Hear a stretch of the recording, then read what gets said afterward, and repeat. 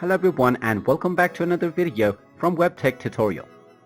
In this video, I'm going to show you how to log in to your Triangle Elite Mastercard. So let's get started right away. First of all, just open up your web browser and then in the address bar type in mastercard.triangle.com and press enter. This will then take you into the official website for Triangle Mastercard. Now in order to log in to your account with Triangle Elite, just click on the credit cards option at the top section, and from the drop down menu just go ahead and click on Triangle World Elite Mastercard.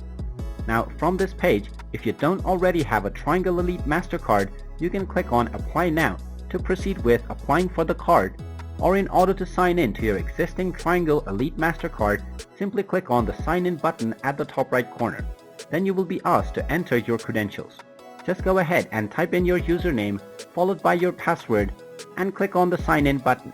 And then you will be logged into your account with Triangle Elite Mastercard.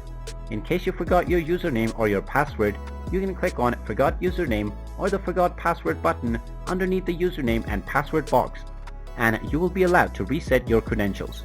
And there you have it. That is how easy it is to log into your Triangle Elite Mastercard.